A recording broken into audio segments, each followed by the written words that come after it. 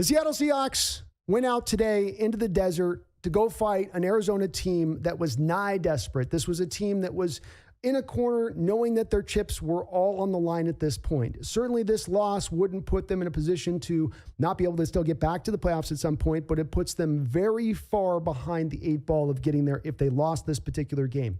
That meant that you were going to get the Arizona's best shot. You were going to get guys, if they were on the line of being injured or not injured, can play like a James Conner, you're going to be playing this week. And Arizona was not going to leave anything in the tank. And you took their best shot through that first half. You were getting it especially on the defensive side of the ball, where that defensive team for Arizona was flying around, and they were all working together, and they were hemming up the running game, and they were closing down things that had been problems for them throughout the course of this year, even last week against Minnesota, especially on those outside pitch plays, which Dalvin Cook was killing them on the previous week, but which Seattle was able to sort of ratchet it, not quite get through there. They were able to tighten it down. They were able to string things out, and everybody play real disciplined ball on that front seven for the Arizona Cardinals. You also have to give a tip of the cap to their defensive coordinator, who I thought overall called a good game. Geno was able to kind of figure him out, I think, by the fourth quarter. But throughout the course of this game, this was a very tight contest. The end score doesn't really indicate just how close this game was really throughout. And especially through the first 3 quarters of the game, it was back and forth kind of city a little bit. Seattle was able to stay on top,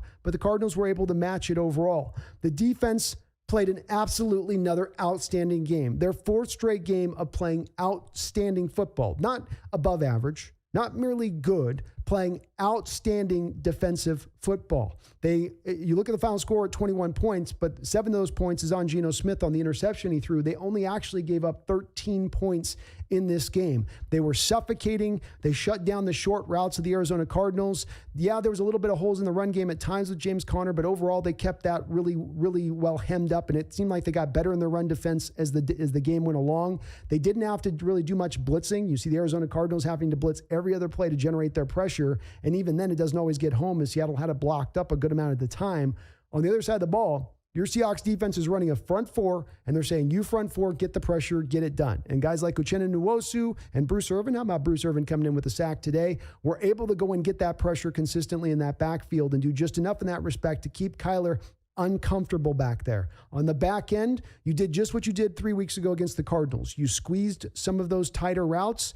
For the most part, there's a couple of drives where they had some of those openings up in there where you were a little too soft with your zone. But those guys, for the most part, were really squeezing down those short routes that the Arizona Cardinals want to run. You want to press Kyler Murray to beat you throwing the ball deep down the field. Don't let him just sit there and try to dink and dunk you on 4-yard routes. They didn't let them do that. They didn't let the Cardinals offensively get comfortable in what they wanted to do today, and they kept them off balance a little bit in that respect of things. A phenomenally played game from the defense across the board. The cornerbacks on the outside held up great. Quandre Diggs' game starting to really come along. You saw him flash in coverage today, and he came back in it again on a couple different plays. Made a nice hit in this game, getting a little maybe more sure in his tackling as the year has gone along. And then let's also give another tip of the cap here to Ryan Neal, who had maybe potentially the play of the game in this football game. Kyler Murray comes up and gets a first down on a scramble. Cardinals are going to be driving at that point. It looks like trouble. He comes up and he shows you a lot of what's within the DNA of this defense. This is a defense that at times can drive fans crazy with its bend but don't break type philosophy. Many fans will pull their hair out saying, why don't we blitz more? Why don't we bring more pressure packages? Why do we allow these short, easy drives to kind of come up to the football field? And part of what's built within that is that you're forcing offenses to be patient, but you're also having your defensive players rally to the ball. And it's not about one guy making a tackle. It's about everybody getting there. And when you get there, try to force a fumble, but don't give up on the play. Constantly keep hustling. And if everybody on the team's hustling, if all 11 players are trying to fly to that ball, good things will happen. And Ryan Neal coming up to make that tackle, it was not going to make the tackle of Kyler's too fast there to get through. He's got really no true chance, but he still lays out, completely Superman's out. As I said on the live stream, you can see his cape flapping in the wind. And he comes through and finds a way to knock that ball out from the other side, just get his hand just on the ball, purposeful, trying to draw the fumble, causes the fumble in that moment. That's a huge game-changing play. So defensively across the board, from stopping the run to generating pressure simply with the front 4 to being fairly tight in coverage, it was good all across the board in that respect, no doubt about it. Kyler Murray threw 35 times in this game, completed 25 passes. He only had 175 yards passing. 5 yard per average per attempt. That is really, really low. And again, indicative of the fact that, yeah, you'll complete your little 3-yard route, Kyler, but we're going to be right there to tackle it when you do. On the offensive side of the ball, it was tough sledding for Kenneth Walker in the run game. As I spoke about a minute ago, the defense of the Cardinals were tuned up to stop the run today. They were going to tighten things down. It's been a problem point for them as of recently, and they really cleaned it up in this football game. He just didn't have a lot of holes to go with. And you just saw I just had to stay patient, kind of just can get what the defense is going to give you, take what you can get early on here, and maybe things can open up later on, which is what happened for Walker. I feel like that Cardinal defense probably started to get tired as it went into the later etches of the third quarter and into the fourth quarter. And now those holes, which had been so tight early on, started to just slightly open up just a little bit as you got into the fourth quarter, as those Cardinal defenders started to get maybe just a little tired, a little bit wore out at that point. But Kenneth Walker, when the time came for the hole to be there, as we've seen in certain times in other games where he might have tough sledding, but when the hole is there and when the big play is there to go get, he will go get that big play. He's not going to leave any money on that table. He's going to get what there is to go get. Again, showing you why he is a difference maker at the position. 26 carries, 109 yards today, 2 touchdowns. He was great. I mean, and the numbers don't really indicate how good he was because there just wasn't a lot of holes for him to then go and run through.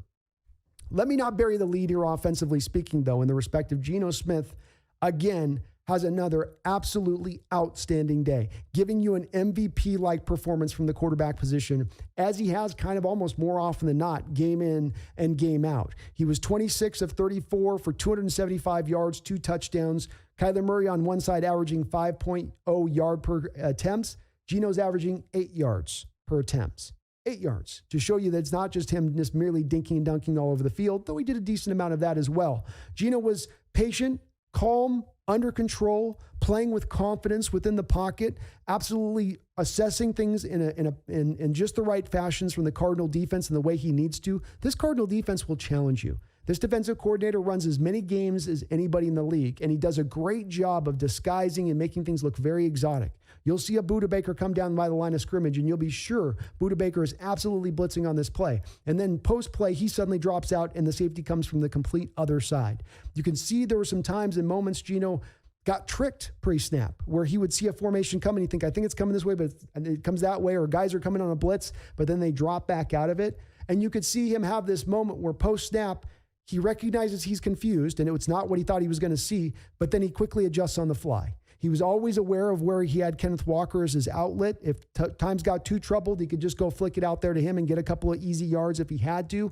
He also had moments where he had throws where he had to get on key third downs. One of the real final drives of the game where there's a 3rd down and 10, and he zips that ball in on Tyler Lockett. Such a ballsy, confident throw that shows off the arm strength that Geno has. And then he comes up later in that drive, another 3rd down, got to have it. Game's on the line. Again, Tyler breaking in front of Budda Baker. Again, a throw that he's got to make not only accurate, but he's got to put that right on the body of Tyler Lockett to not let Budda Baker be able to break on it or around the edges of it. But he's also got to put that ball with a lot of mustard on it to get it on in there to Tyler Lockett to get that touchdown. Geno Smith was everything we have seen this year, and if not more. And by the way, he also put 6 carries for 38 yards. By the way, he also juked Budda Baker out of his shoes in the open field. Now, Budda probably thought he was sliding, but to break that tackle, go for that 1st down, there's these little moments you'll see with Geno beyond his stellar play that shows you he's playing with such a tremendous amount of confidence, moxie, guile. He just has this feel for the position right now where you can't shake him. And this really shows up most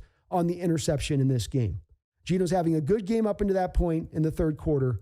Everything seems to be relatively within the grasp of this team, within the control of this team. This game does seem to be. Geno has a little outlet pass, as I was just talking about. He hit Walker in a couple of these outlet passes throughout the course of the game, and he tries to just feather the ball in up over the linebacker, and he throws it a little too softly. Zavin Collins makes a great play, goes right back up the football field, does it for a pick 6, and everybody, the wind is out of everybody's sail at that point in Seahawks land. All of us are going, oh no. You had this game in your control, and you just let it slide right out of your grasp with this, and you start to go, okay, is now Geno going to get tight? Is he going to get in his head? Is he going to get nervous? Is he going to go, oh, I'm sliding back into the same old Geno type territory. Here we go. No, he didn't. No, he didn't. Instead, he strapped it back on, shook his head, understood it was a bad throw, recalibrated, relocked in, got back out on that football field and led that team up for a touchdown drive. And then he came back on the next drive and led that team back up for a touchdown drive. Then came back on a third drive and led that team up on a touchdown drive. That is the resiliency that you have seen in Geno Smith's game this year in just overall from what he is. Because everybody was telling this guy he's a bust and he can't be anything and he'll never amount to much more than just being a backup quarterback, so just enjoy what you got with that. Did he do that? No, he didn't. He wasn't satisfied. He's put the work in.